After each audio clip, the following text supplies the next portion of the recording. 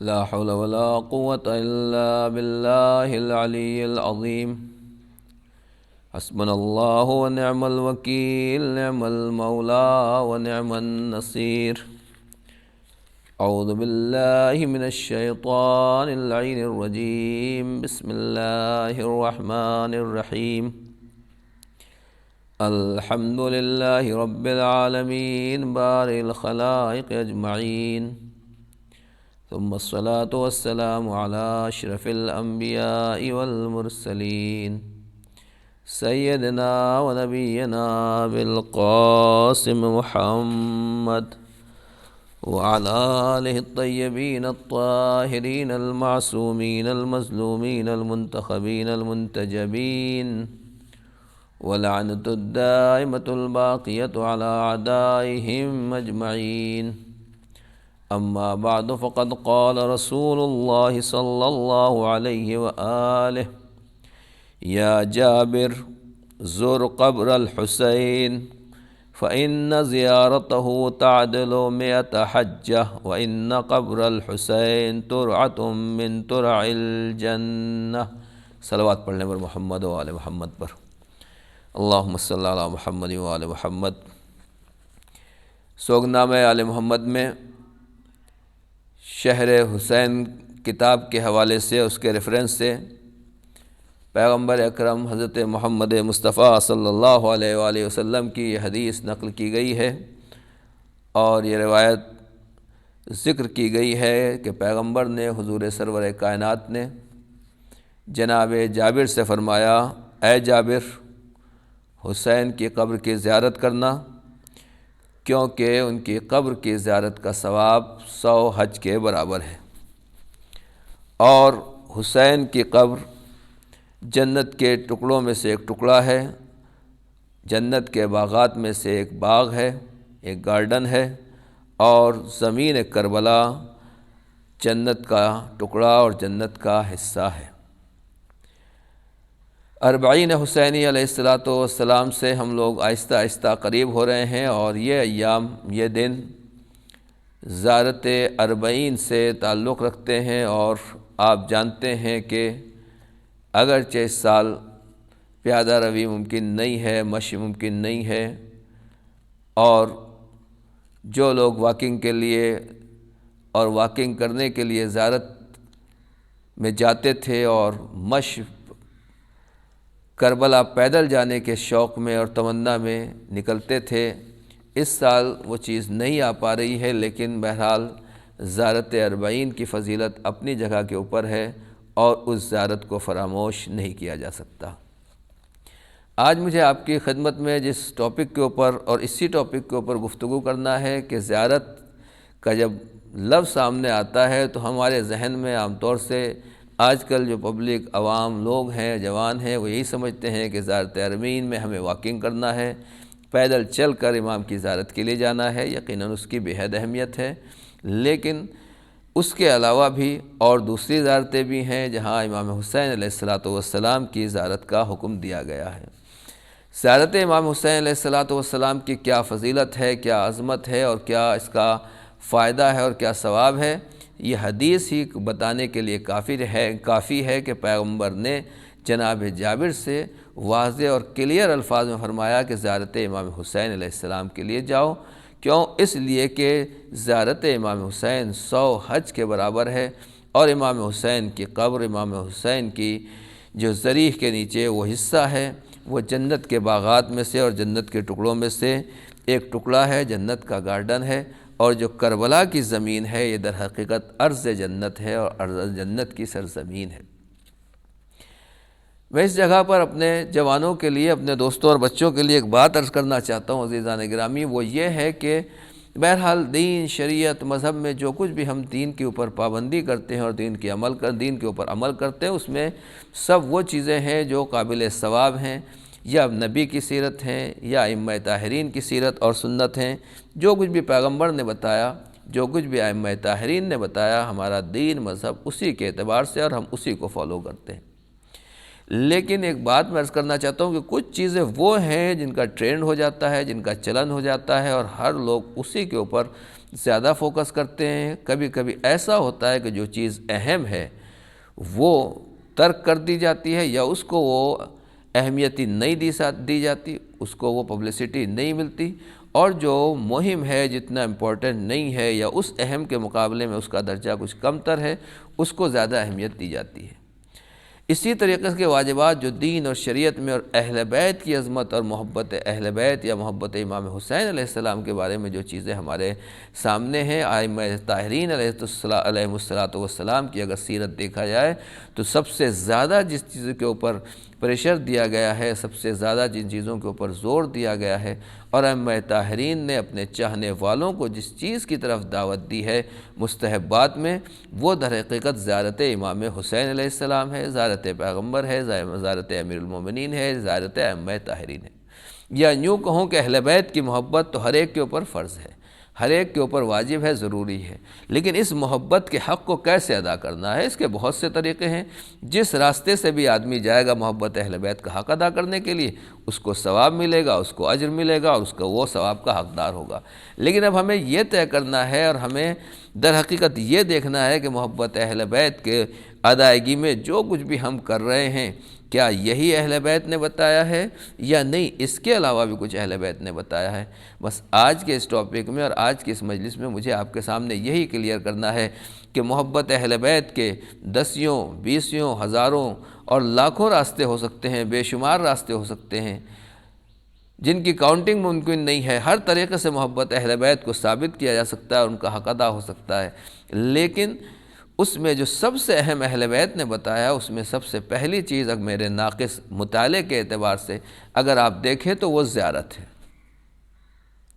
اس لیے کہ زیارت کے بارے میں باقاعدہ علماء نے کتابیں لکھی ہیں، کامل الزیارات ابن قولوی کی کتاب ہے، اسی طریقے سے کتاب المزار ہے، شیخ عباس قمی نے مفاتیح الجنان میں پورا باب زیارات لکھا ہے، اسی طریقے سے جو دعاؤں کی کتابیں لکھی گئی ہیں ان میں سے الگ سے باب المزار اور زیارتوں کی کتابیں لکھی گئی ہیں۔ یعنی زیارتوں کے بارے میں ائمہ طاہرین نے اتنا درس دیا ہے، اتنا پریشر دیا ہے اور اتنی تاکید کی ہے کہ اس کے لیے باقاعدہ اتنا میٹیریل علماء کے پاس جمع ہو گیا کہ انہوں نے اس کے لیے مستقل باب نہیں بلکہ پوری بکس لکھی ہیں، پوری کتابیں لکھی گئی ہیں۔ جبکہ اور دوسرے جو فضائل ہیں یا دوسری چیزیں ہیں ان میں ہو سکتا ہے کہ پوری کتاب نہ ہو، صرف چند حدیثیں ہوں یا کچھ پیجز ہوں، کچھ اور باتیں ہوں جس کے ذریعے سے اس کی اہمیت سامنے بیان کی گئی ہے، لیکن زیارت وہ چیز ہے کہ جس کے لیے پوری کتاب لکھ کے اور ائمہ طاہرین کے ذریعے سے اور ائمہ طاہرین کو جمع کر کے علماء نے ہمارے سامنے بتایا کہ زیارت کی اہمیت شیعہ مذہب میں اور اہل بیت کے مذہب میں کیا پائی جاتی۔ اب زیارت ہے کیا؟ یہاں سے اس ٹاپک کو سمجھیں میں اپنے جوانوں کے لیے، بچوں کے لیے اور تمام مومنین و مومنات کے لیے۔ واقعاً یہ وہ ٹاپک ہے جو واقعاً ہمارے نزدیک آج بھی مظلوم ہے۔ چاہے کربلا میں مشی کے لیے، زیارت کے لیے لاکھوں سے لوگ نہیں، کروڑوں چلے جائیں، کروڑوں سے زیادہ چلے جائیں، مگر جو حق کے زیارت ہے وہ ادا ہونے والا نہیں ہے۔ ہم اور آپ جو دنیا کے عام لوگ یہ سمجھتے ہیں کہ زیارت کا مطلب ہے وہاں جانا اور در و دیوار دیکھ کر یا زیارت کر کے یا زیارت نامہ پڑھ کے چلانا، اسی کا نام ہے زیارت۔ نہیں عزیزان گرامی، اگر اس کا نام زیارت ہوتا تو پھر اس کی کوئی خاص بات نہیں ہے۔ دنیا والے اور بھی جگہ جاتے ہیں، ہر جگہ لوگ ٹورسٹ جاتے ہیں اور در و دیوار دیکھ کر یا دوسرے چیزیں کر کے انجام دے کر آ جاتے ہیں۔ نہیں، زیارت کو اہل بیت علیہ السلام نے جو اتنی امپورٹنس دی ہے، اتنی اہمیت دی ہے، در حقیقت اس کے پیچھے کوئی اور ریزن پایا جاتا ہے۔ آئیے ذرا زیارت کے معنی دیکھیں کہ لفظ زیارت جو ہمارے ہاں بولا جاتا ہے عربی ڈکشنری میں، زیارت کی میننگ کیا ہے؟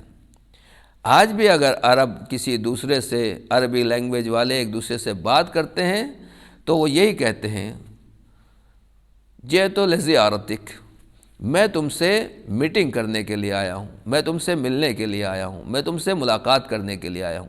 یعنی عربی ڈکشنری میں لفظ زیارت کسی سے میٹنگ کرنے کے معنی میں ہے، کسی سے ملاقات کرنے کے بارے میں ہے، کسی سے بات چیت کرنے کے معنی میں استعمال کیا جاتا ہے۔ آج بھی عرب لوگ اس کو استعمال کرتے ہیں۔ تو جب ہم کسی دوست، احباب، فیملی، دوست یا کسی بھی سے ملنے کے لیے جاتے ہیں اور میٹنگ کرنے کے لیے جاتے ہیں، ہم یہی کہتے ہیں کہ ہم اس کی زیارت کے لیے گئے تھے۔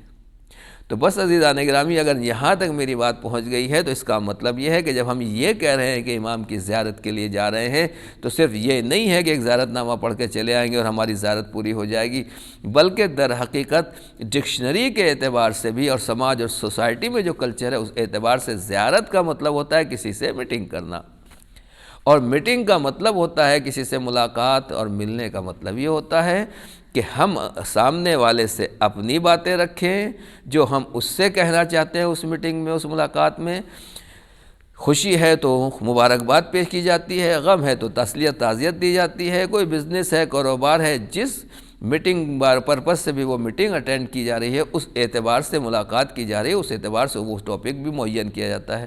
تو پھر ہم اپنی بات رکھتے ہیں اور جو سامنے والے کی بات ہوتی ہے ہم اس کو سنتے ہیں، اسے کہا جاتا ہے عربی زبان میں زیارت۔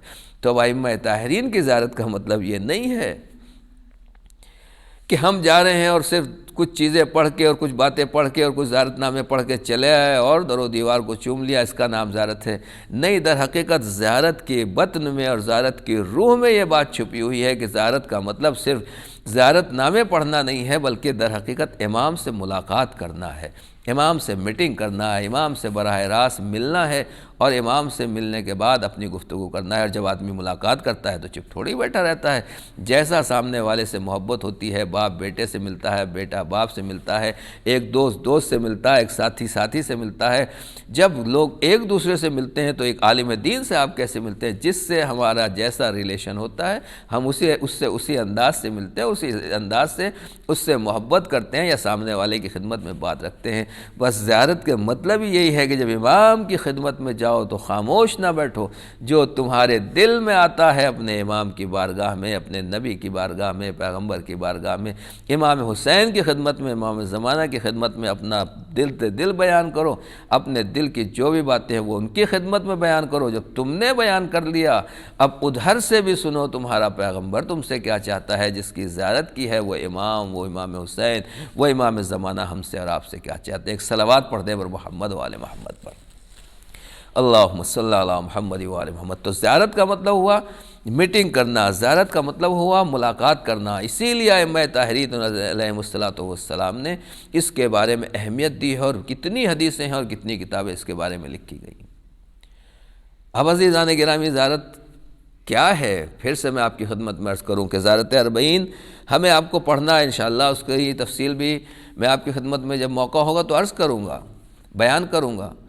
لیکن زیارت کے لیے جب ہم سے کہا گیا کہ سب سے پہلے تو یہی ہے کہ آداب زیارت، اگر کوئی آدمی زیارت کے لیے جا رہا ہے تو خالی یہ نہیں ہے کہ آپ نے ٹور والوں کو پیسہ دے دیا اور پیسہ دے کے چلے گئے، آپ ویزا لگا کے اور زیارت کر کے چلے آئے۔ نہیں، زیارت کا مطلب ہی یہی ہے کسی سے ملنا ہے۔ دنیا میں بھی یہی ہوتا ہے کہ اگر ہمیں کسی بڑے آدمی سے یا کسی سے بھی ملنے جانا ہے تو جیسی میٹنگ ہوتی ہے اس کے اعتبار سے اس کی تیاری ہوتی ہے۔ پھر جب وقت سے پہلے جو تیاری کرنا ہے وہ تیاری کی جاتی ہے، پھر آدمی سفر کرتا ہے، سفر کرنے کے بعد وہ میٹنگ کرتا ہے، میٹنگ کرنے کے بعد اس کے بعد کا جو رزلٹ ہوتا ہے اس کے اوپر عمل کیا جاتا ہے۔ یعنی اس کا مطلب یہ ہے کہ زیارت کا مطلب صرف کہیں جا کے کسی امام کے روضے پر حاضری لگانا نہیں ہے، وہاں فزیکل اپنے بدن اور اپنے جسم کو لے کے جانا نہیں ہے، بلکہ زیارت کا مطلب یہ ہے کہ زیارت پہ جانے سے پہلے تیاری کی جائے، جب زیارت پر پہنچ جائے تو وہاں کیا کرنا ہے یہ انجام دینا ہے، اور پھر جب وہاں سے واپس آ جائے تو ایک زائر کا جو مرتبہ اور درجہ حدیثوں میں بیان کیا گیا اس کو محفوظ رکھنا ہے۔ اب پہلی بات یہ ہے کہ جب انسان نیت زیارت کے لیے جا رہا ہے تو ہماری نیت خالص ہونا چاہیے۔ خالی سمر ویکیشن یا چھٹیاں گزارنے کے لیے جانا ہے، ٹائم پاس کرنے کے لیے جانا ہے، آدمی کو اپنے ذہن کے سکون کے لیے جانا ہے، نہیں، زیارت ہونا چاہیے قربتاً اللہ، اللہ کے لیے، پروردگار کے لیے، رضا الہی کے لیے نیت خالص ہونا چاہیے۔ اور واقعاً آج آپ دیکھیں، دنیا میں پوچھیں جو زیارت کے لیے لوگ جاتے ہیں، یقیناً ان میں زیادہ تر اکثر وہ ہیں جو خلوص کے ساتھ جاتے ہیں، اپنے امام سے محبت کے پاس بعد جاتے ہیں، لیکن کبھی کبھی نیتوں میں شیطان تبدیلی بھی پیدا کرتا ہے، یا پہلے سے نیت خیر تھی بعد میں جا کے تبدیل ہو جاتی ہے۔ مختصر یہ کہ زیارت شروع کرنے سے پہلے اپنی نیت کو پاک و پاکیزہ بنانا ضروری ہے، یہ آداب زیارت میں میرے اعتبار سے پہلی چیز ہے۔ نمبر 2 یہ ہے کہ جب ہم زیارت کے لیے جا رہے ہیں تو زیارت میں وہ مال استعمال کیا جائے، وہ پیسہ استعمال کیا جائے جو مال حلال ہوتا ہے۔ پاک مال استعمال کیا جائے۔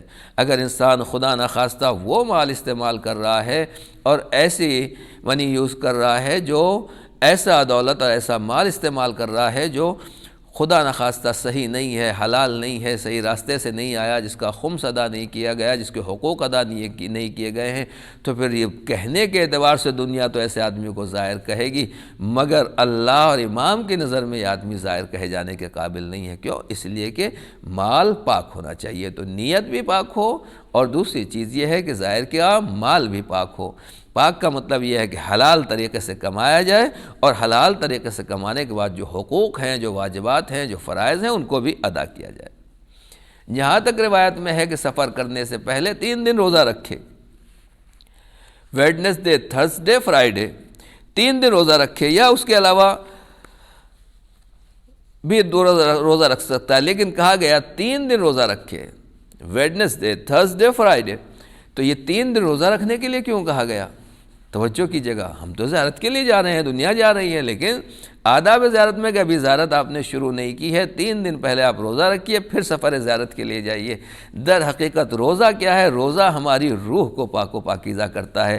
روزہ ہماری حرام بدن میں جو حرام غذائیں پیدا ہو گئی ہیں، حرام اجزاء پیدا ہو گئے، ان کو گھلا دیتا ہے، ہماری روح کو خدا کی طرف بلند کرتا ہے۔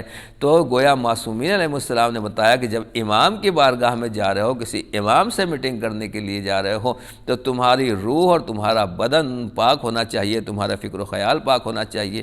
جب انسان کسی دنیا کے بڑے آدمی سے ملنے کے لیے جاتا ہے تو بہترین طریقے سے بات لے کر جاتا ہے، اور نہا دھو کر غسل کر کے صاف شفاف کپڑے پہن کے جاتا ہے۔ اسی طریقے سے کہا گیا جب کسی امام کی یا پیغمبر کی زیارت کے لیے جا رہے ہو تو 3 دن روزہ رکھ کے اپنے روح کو ایسا پاک و پاکیزہ بنا لو کہ اس میں سے خوشبو مہکتی آئے، گناہوں کی بدبو نہ رہ جائے۔ ایک صلوات پڑھ لیں مر محمد و آل محمد پر۔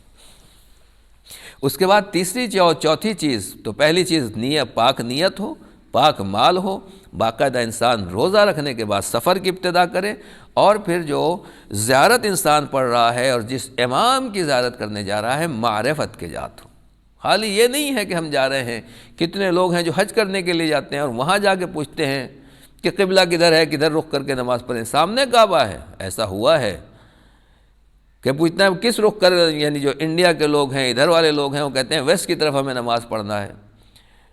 تو یورپین کنٹریز کے لوگ ہیں، وہ کعبے کے ڈائریکشن میں نماز پڑھتے ہیں، تو ہر آدمی پوچھتا ہے کہ کعبے کا ڈائریکشن کدھر ہے۔ کچھ ایسے بھی سیدھے سادھے مسلمان پہنچ جاتے ہیں حج کرنے کے لیے خانہ کعبہ سامنے، اور پوچھتے ہیں کہ ہمیں اس ڈائریکشن میں نماز پڑھنا ہے یا اس ڈائریکشن میں، سے یہی نہیں پتہ کہ یہ کہاں آیا ہے اور کعبہ کیا ہے اور اس کعبے کی عظمت اور فضیلت کیا ہے، اس کی طرف نماز رخ کر کے نماز پڑھی جاتی ہے یا کسی اور طرف میں۔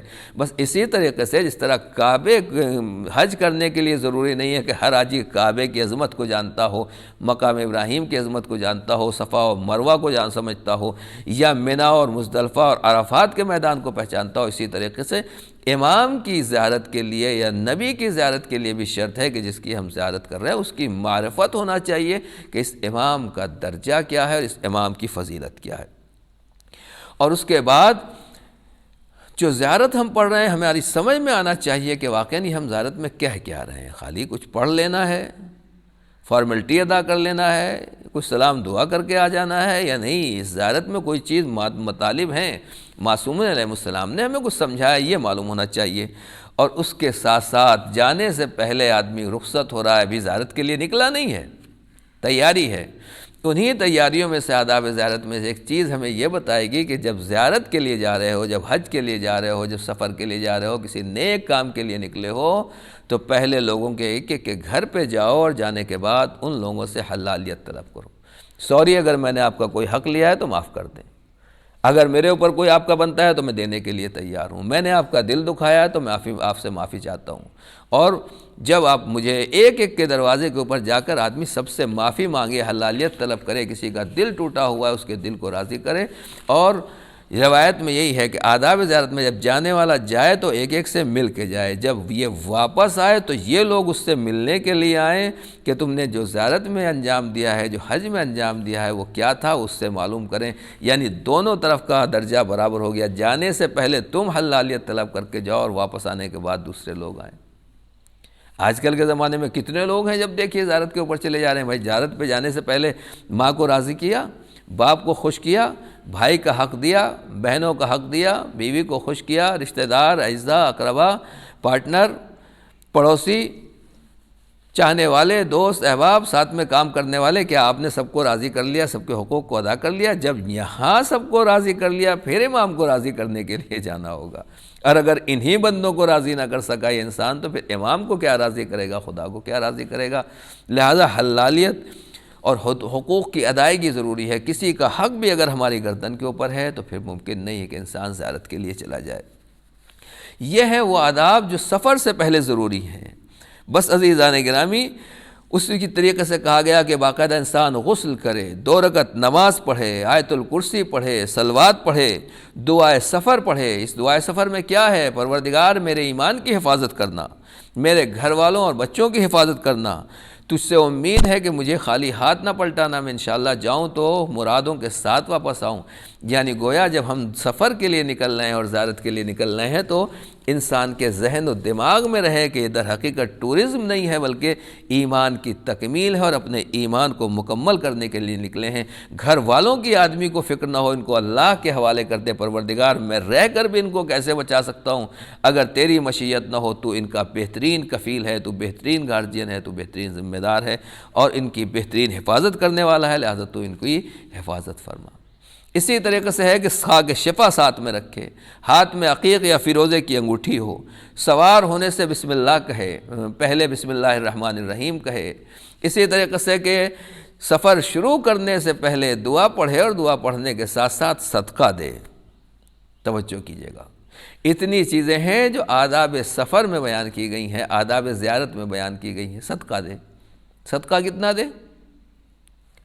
1، 2، 10، 20، 50، 100، 1000، کتنی رقم دی جائے؟ توجہ کیجیے گا. آج ہمارے ہاں پوری دنیا کا کلچر ہے، چاہے وہ میں ہوں چاہے آپ ہوں، ہر جگہ کلچر یہ ہے کہ جب کہا جاتا ہے کہ صدقہ نکالیے تو ہم چینج کرنسی ڈھونڈتے ہیں. 10، 20، 50، 50 تو بھی نکال دیا بہت بڑی بات ہے، 100 بھی اگر نکال دیا تو بڑی بات ہے. میں خالی پوچھنا چاہتا ہوں کہ جو آدمی زیارت کے لیے جا رہا ہے، آپ زیارت جب کر رہے ہیں تو آپ کتنی زیارت کا خرچہ ہے؟ انڈیا سے اگر کوئی جا رہا ہے، ہمارے ملکوں سے جا رہا ہے تو 60-70,000 تقریباً 1 لاکھ روپے کے قریب انسان خرچہ کر رہا ہے اس زیارت میں. اور جب زیارت میں گویا 1 لاکھ خرچہ کر رہا ہے تو اس کی حیثیت 1 لاکھ روپے خرچ کرنے کے برابر ہے. وہ 1 لاکھ روپے خرچ کر کے جا رہا ہے تبھی تو زیارت کے لیے جا رہا ہے، اس کے پاس 1 لاکھ روپیہ ہے. اور جب کہا جاتا ہے صدقہ نکالو تو 10 روپیہ، 20 روپیز، 50 روپیز، زیادہ سے زیادہ 100 دے دیا، 1000 دے دیا. کہنے کا مقصد یہ کہ صدقے کا مطلب یہ ہوتا ہے کہ کسی غریب کو نہیں دینا ہے. صدقہ در حقیقت اپنی جان کے لیے نکالا جاتا ہے، اپنی سیکورٹی کے لیے نکالا جاتا ہے، اپنی حفاظت کے لیے نکالا جاتا ہے. جب ڈاکٹر پوچھتا ہے کہ آپ کو بائی پاس کرانا ہے، آپ کا آپریشن ہونا ہے، آپ کو دوا چاہیے، آپ کو ایڈمٹ ہونا ہے، تو وہاں ہم لاکھوں دینے کے لیے تیار ہوتے ہیں. ڈاکٹر پھر بھی کوئی گارنٹی نہیں لیتا. پیغمبر تو کہتے ہیں، حدیث کہتی ہیں کہ صدقہ 70 بلاؤں کو ٹالتا ہے. اور جب صدقہ دینے کا نام آتا ہے تو وہاں چینج کرنسی ڈھونڈتے پھرتے ہیں. بس عزیزان گرامی، آداب زیارت ہمیں یہی سکھا رہے ہیں، ائمہ معصومین نے یہی بتایا کہ صدقہ نکالنے کا مطلب چینج کرنسی نہیں ہے. زیادہ سے زیادہ صدقہ دو گے، جتنا زیادہ صدقہ دو گے جانے سے پہلے، جتنے ہمارے غریب شیعوں کو خوش کرو گے اتنا ہم تم سے خوش ہوں گے. ایک صلوات پڑھنے پر محمد والے محمد پر. ایک بات اور عرض کر دوں کہ لوگوں کے ہاں زیارت کا بڑا شوق ہے. اب دوران زیارت ہمیں زیارت میں کیا کام کرنا ہے؟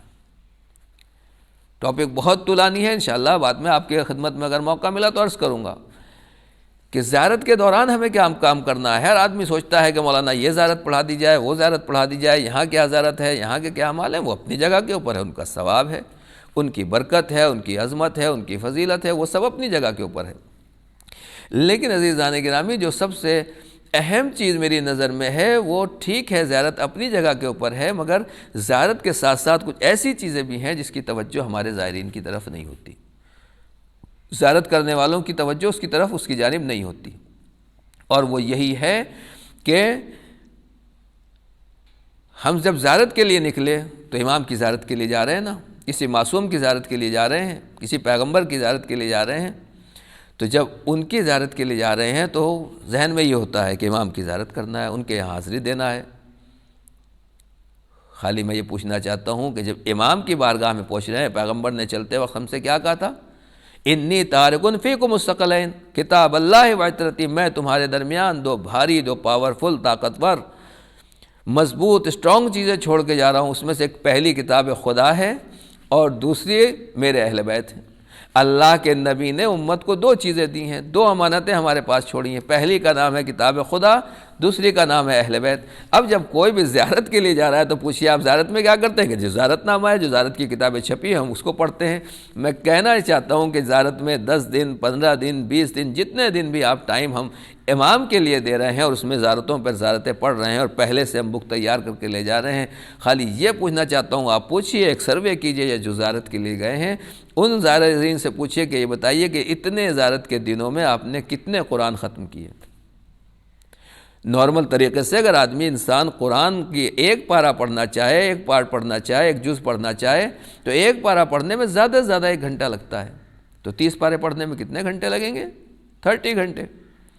اور صرف 30 پارے نہیں، اگر کوئی آدھے گھنٹے میں پڑھ لیتا ہے، 30 منٹ میں ایک پارہ ختم کر لیتا ہے، اگر نارمل طریقے سے پڑھنے والے ہوں، اسپیڈ سے پڑھنے والے ہیں تو 15 سے 20 منٹ لگتے ہیں، ورنہ 30 منٹ۔ تو 30 منٹ میں اگر آدمی ایک پارہ ختم کر رہا ہے تو 30 پارے پڑھنے میں زیادہ سے زیادہ 15 گھنٹے لگتے ہیں، 20 گھنٹے لگتے ہیں۔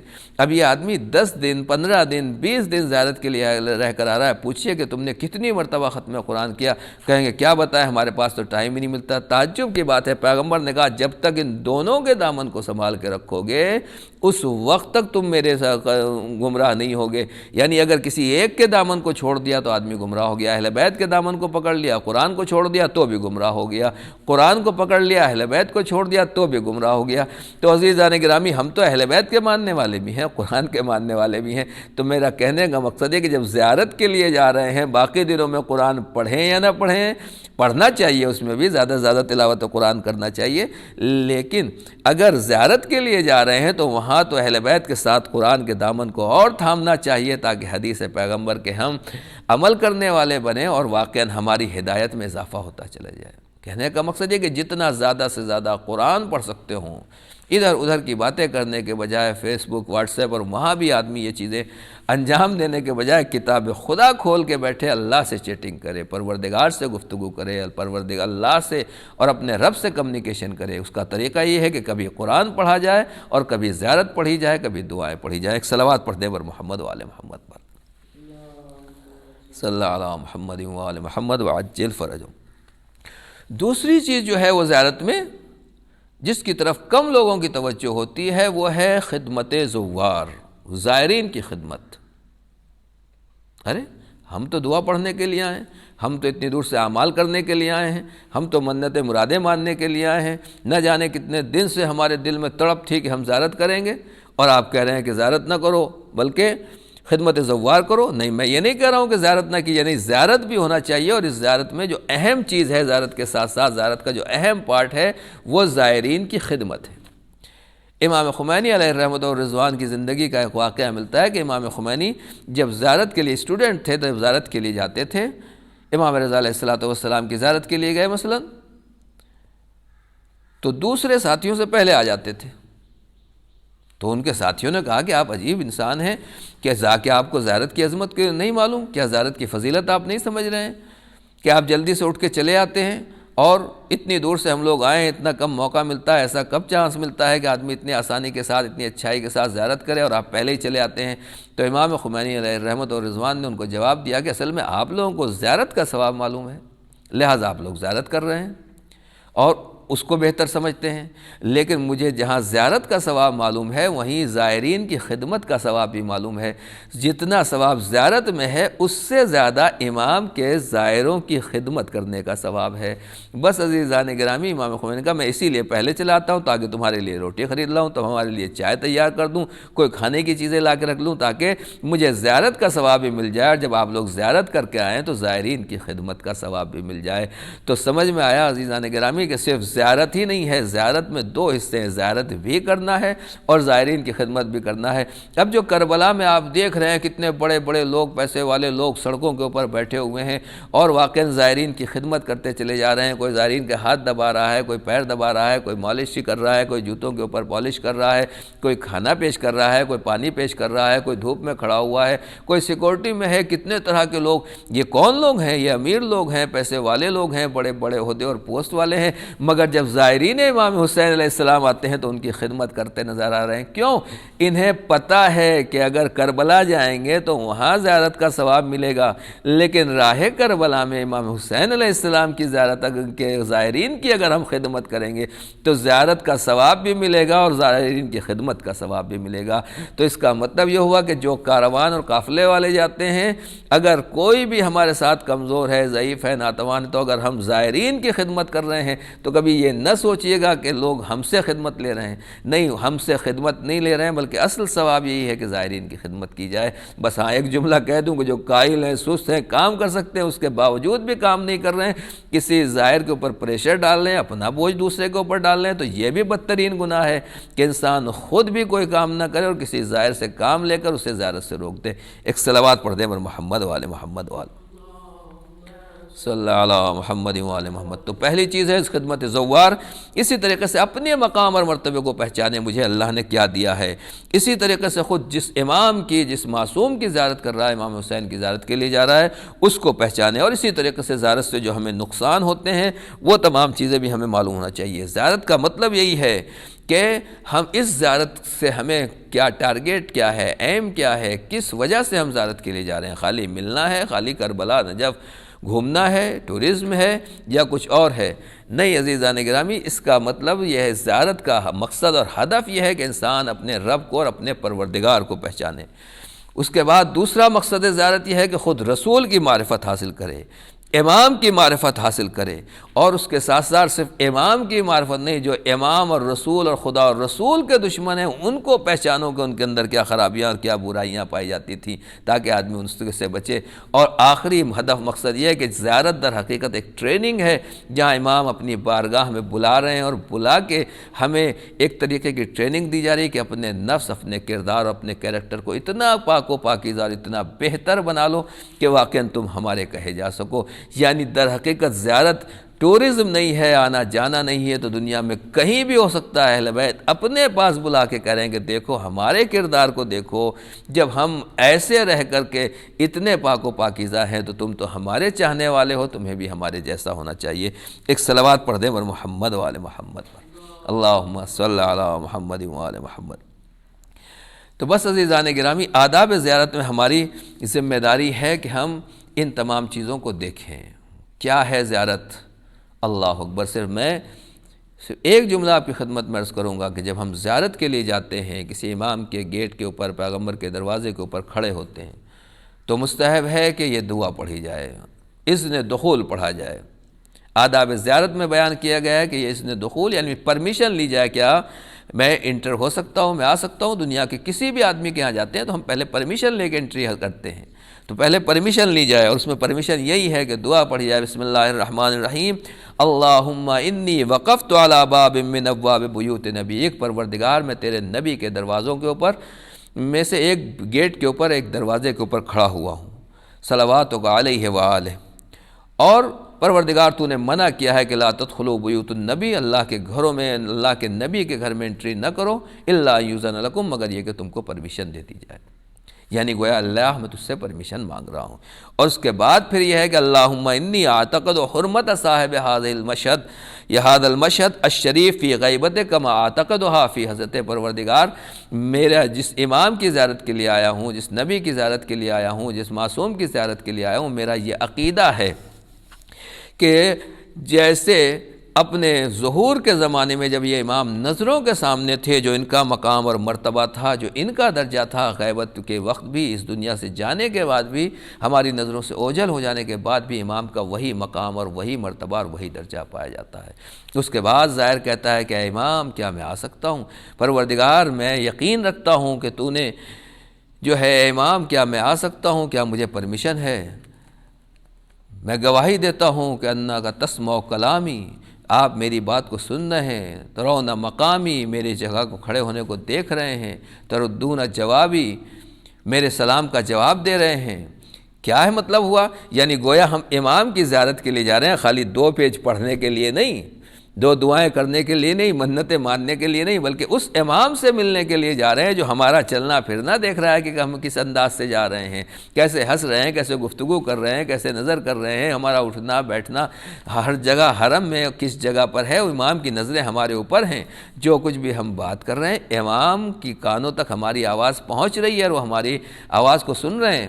ہم کہتے ہیں السلام علیکہ یا رسول اللہ، السلام علیکہ یا نبی اللہ، السلام علیکہ یا ابا عبداللہ، اے رسول خدا آپ پر سلام ہو، امام حسین آپ پر سلام ہو۔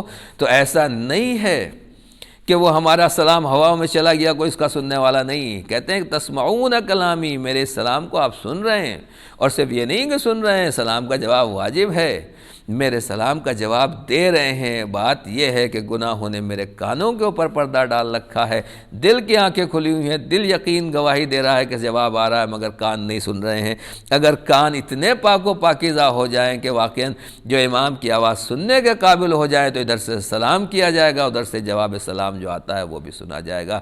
تو اس کا مطلب، اس کے معنی یہ ہے عزیزان گرامی کہ جب ہم زیارت کے لیے آ رہے ہیں تو وقت کے امام کو پہچاننا بھی ہے، اور ذہن میں یہ خیال بھی رکھنا ہے کہ ایک ایک لفظ، ایک ایک حرکت، سکنات، اٹھنا بیٹھنا، سب کچھ امام کی نظروں کے سامنے ہے۔ جب یہ خیال پیدا ہو جائے کہ کیمرہ ہمارے سامنے لگا ہوا ہے تو آدمی ہر کام نہیں کرتا۔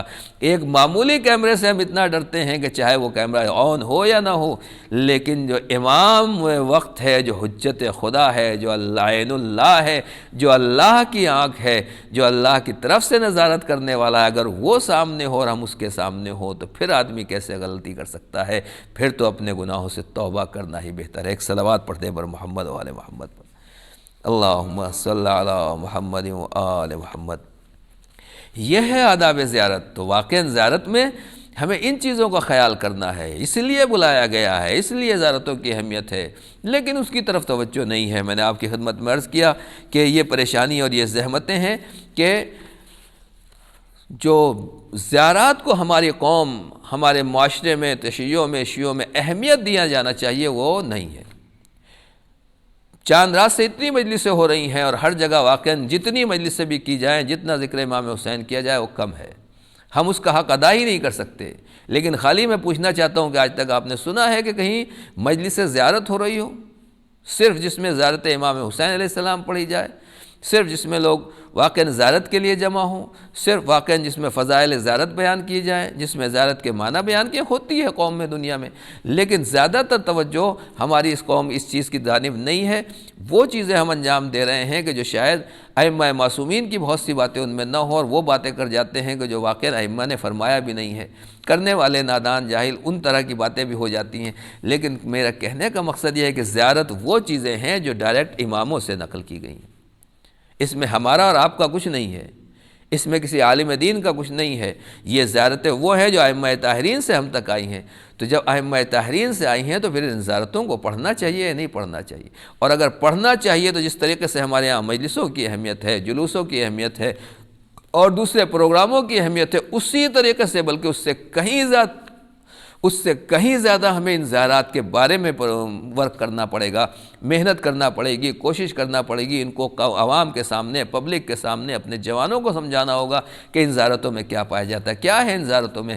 صرف اماموں کی زیارت نہیں ہے، زیارت ہمیں خدا کی معرفت پہچانتی ہے کہ ہمارا خدا کیا ہے، زیارت ہمیں اللہ سے قریب کرتی ہے، زیارت ہمیں جنت اور جنت سے قریب کرتی ہے، جہنم سے دور کرتی ہے۔ زیارتوں میں ہمارے پورے عقیدے پائے جاتے ہیں، زیارتوں کے ذریعے سے معرفت پیغمبر ہمیں حاصل ہوتی ہے کہ اللہ کے نبی کی عظمت کیا ہے۔ اسی طریقے سے امام کیا ہے، امام کسے کہا جاتا ہے، فضیلت امام، عظمت امام کیا ہے، اطاعت امام کیا ہے، زیارت سے ہمیں یہ معلوم ہوتا ہے۔ اور اسی طریقے سے زیارت سے ہمیں مصائب کربلا بھی معلوم ہوتے ہیں، اور زیارت سے ہمیں دشمنوں کا ظلم بھی معلوم ہوتا ہے کہ انہوں نے ہم اہل بیت کے اوپر کیا ظلم کیا تھا۔ یعنی جو چیزیں ہم مجلسوں میں بیان کرتے ہیں، جلوسوں میں بیان کرتے ہیں، وہ تمام چیزوں کو امام ائمہ طاہرین نے زیارت میں سمیٹ دیا، اور اس کے ساتھ ساتھ تہذیب نفس، ہمارا کردار بھی پاک و پاکیزہ ہو جاتا ہے۔ تو کہنے کا مطلب ہے کہ مجلسوں کے ساتھ ہماری یہ ذمہ داری بھی بنتی ہے کہ ان مجلسوں کو اس طریقے سے برپا کریں کہ صرف زیارت زیارت کی ریڈنگ نہیں بلکہ زیارت کی میننگ اور اس کی معرفت، اس کے ڈیپ میں جا کر اس کے مسائل کو بیان بھی کیا جائے، جوانوں کو سمجھایا بھی جائے تاکہ اس کا اثر ہماری زندگی کے اوپر ہو۔ ایک صلوات پڑھ دیں محمد و آل محمد، اللہم صلی علی محمد و آل محمد۔ اب زیارت کیسے کی جائے؟ بس میں بات کو سمیٹ رہا ہوں۔ زیارت کیسے کی جائے؟ سلام ہو اہل بیت طاہرین کے اوپر، انہوں نے کسی کو کوئی پریشانی نہیں رکھی۔ کہا اگر تمہیں زیارت کرنا ہے تو زیارت کرنے کا آسان طریقہ ہے کہ اگر امام کا رخ کر کے، پیغمبر کی قبر کی طرف رخ کر کے انگلی سے اشارہ کرو، السلام علیک یا رسول اللہ، السلام علیک یا نبی اللہ، ایک مرتبہ نام لے کر سلام کر دیا، آپ کی زیارت ہو گئی۔ السلام علیک یا ابا عبداللہ، امام حسین آپ کے اوپر سلام ہو، صرف اتنا کہنا یہ آپ کا ظاہر میں شمار ہو گیا، آپ کو زیارت کا ثواب مل گیا۔ تفصیل کا موقع نہیں ہے، یعنی اس کا مطلب یہ کہ کم سے کم مختصر ترین زیارت یہ ہے کہ اگر ہم نے کہا السلام علیک یا ابا عبداللہ، امام حسین آپ کے اوپر سلام ہو، اے امیر المومنین آپ پر سلام ہو، اے رسول خدا آپ کے اوپر سلام ہو، تو در حقیقت ہمیں زیارت کا ثواب مل گیا۔ اب اس چھوٹی سی زیارت سے لے کر زیارت جامعہ تک، زیارت جامعہ مومنین تک، یا اور دوسری زیارتوں کو اگر آپ دیکھیں اٹھا کے، طولانی لمبی لمبی زیارتیں ہیں، ان سب زیارتوں کو پڑھا جائے تو ہر زیارت کا اپنا اپنا ثواب ہے، ایک درجہ ہے۔ ہر روز زیارت ائمہ طاہرین کی جائے، یا ہر ہفتے زیارت وارثہ مثلا شب جمعہ میں پڑھی جائے، یا زیارت امام حسین کی جائے، یا اسی طریقے سے اہم مناسبتوں کے اوپر امام حسین علیہ السلام کی زیارت رکھی گئی ہے۔ زیارت عاشورہ کی اپنی اہمیت ہے، زیارت جامعہ کی اپنی اہمیت ہے، عید قربان ہے تو اس میں زیارت ہے، روز عرفہ ہے تو اس میں زیارت امام حسین ہے۔ تو عزیزان گرامی، یہ کیا ہے زیارت امام حسین، کیوں رکھی گئی ہے؟ یہ اسی لیے ہے تاکہ ہم ان زیارتوں کو پڑھتے رہیں اور جو امام کی معرفت ہے وہ ہم حاصل کرتے رہیں۔ لیکن ہمارے یہاں ہوتا نہیں ہے، یا تو زیارت پڑھی نہیں جاتی، توجہ نہیں دی، روز عاشور پڑھ لی، یا جو لوگ زیارت عاشورہ کے پابند ہیں، سبحان اللہ کیا کہنا، پروردگار سب کو توفیق دے زیارت عاشورہ پڑھنے کے۔ اس سے بہتر، اس سے عظیم واقعاً کیا آدمی کے لیے توفیق ہو سکتی ہے کہ وہ زیارت عاشورہ کا پابند ہو جائے؟ مگر زیارت عاشورہ کوئی چھوٹی چیز نہیں ہے، کوئی معمولی چیز نہیں ہے، خالی ریڈنگ نہیں کرنا ہے، زبان سے الفاظ کو گزارنا نہیں ہے، بلکہ زیارت عاشورہ میں 16-17 وہ درجے مقام ہیں، وہ بلندیاں ہیں کہ جو عام آدمی کی سوچ سے باہر ہیں۔ ہمارے آپ جیسے لوگوں کے لیے تو تصور بھی نہیں ہو سکتا کہ اس میں ہم اللہ سے کیا کیا مانگ رہے ہیں، کیا کیا درجے حاصل کر رہے ہیں۔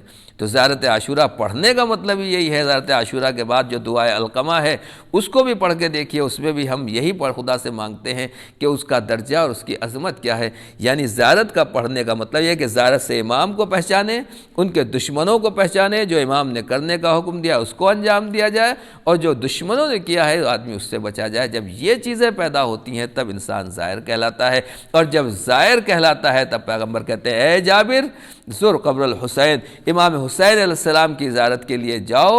اگر امام حسین کی زیارت کرو گے تو حسین کی زیارت 100 حج کے برابر ہے، یا ائمہ طاہرین نے اس سے زیادہ اہمیت بیان کیجیے ہے۔ ایک صلوات پڑھ دیں بر محمد و آل محمد پر۔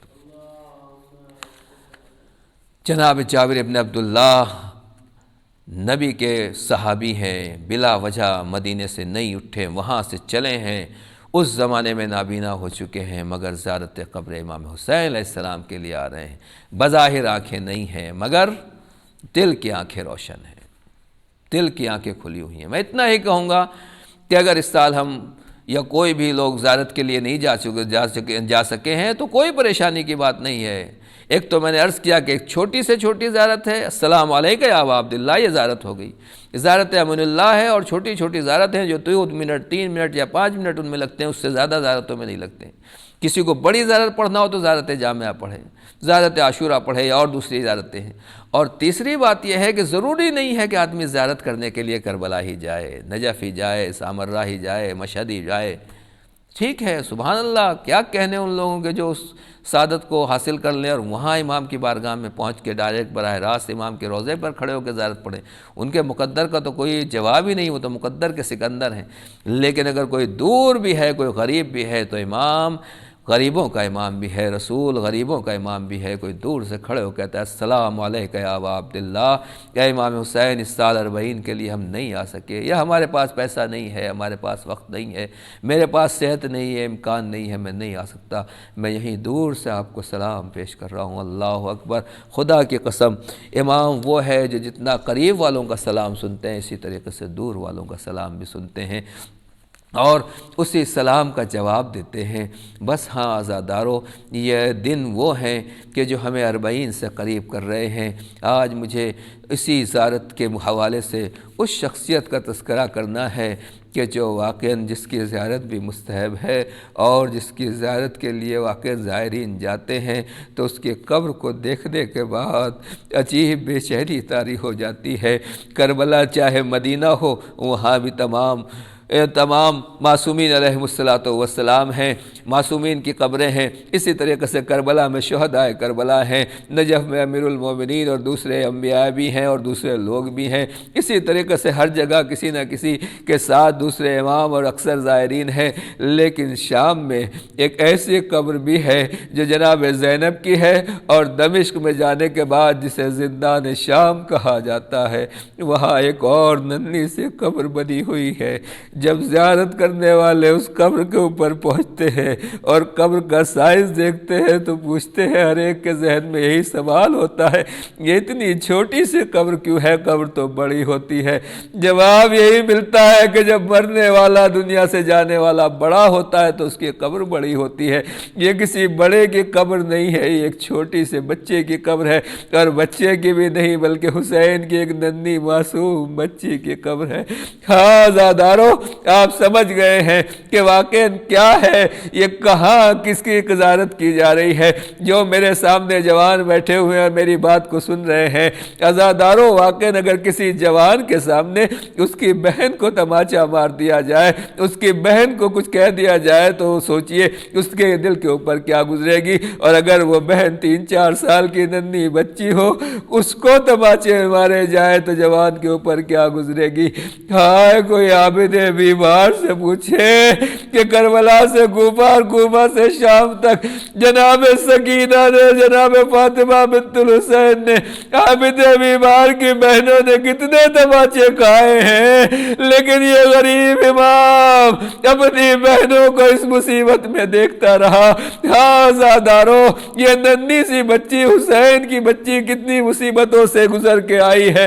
زندان شام میں جانے کے بعد شاید تھوڑا سا آرام مل گیا، مگر روایت یہی کہتی ہے، بچی آسمان کی طرف شام کو دیکھ کر یہی کہتی تھی، پھپھی اماں یہ پرندے کہاں جا رہے ہیں؟ بیٹے اپنے گھروں کو جا رہے ہیں۔ کہا پھپھی اماں ہمیں گھر جانا کب نصیب ہوگا، ہمیں مدینہ جانا کب نصیب ہوگا؟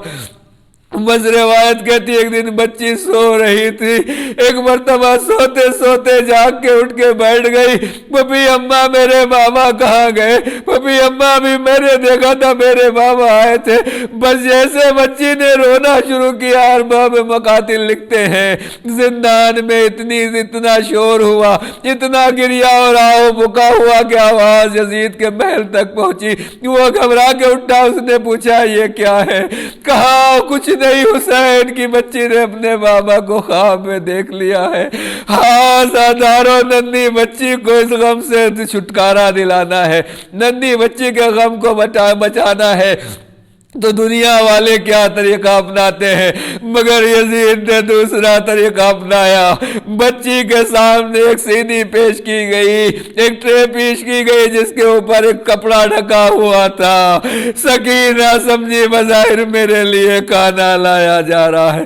جیسے ہی سامنے سے بچی کے اوپر سے، بچی کے سامنے سے وہ کپڑا ہٹایا گیا، کیا دیکھا؟ بابا کا سر ہے۔ ننھی بچی نے سر کو اٹھایا، رخسار کے اوپر رخسارہ رکھ دیا۔ اے بابا، آپ کے جانے کے بعد مجھے تماچے مارے گئے۔ اے بابا، جو بالیاں آپ نے پہنائی تھی وہ بالیاں چھین لی گئی۔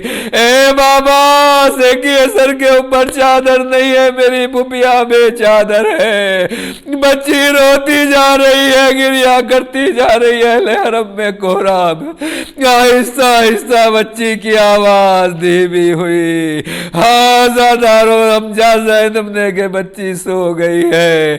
اب جو قریب جا کے ہلایا تو بچی دنیا سے جا چکی تھی. ہاں زادارو غسالہ کو بلایا گیا.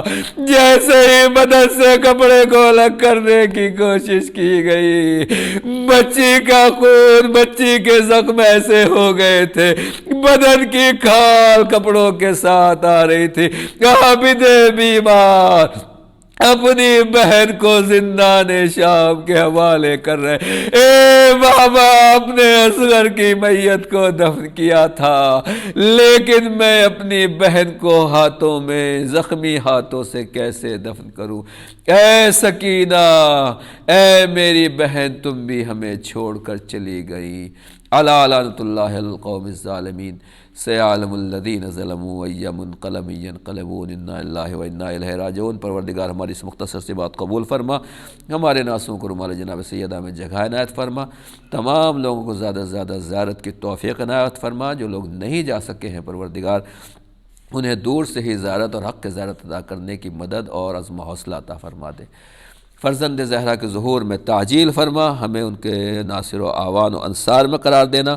علماء اعلام مراجع کرام کا سایہ ہمارے سروں پر قائم و دائم رکھنا.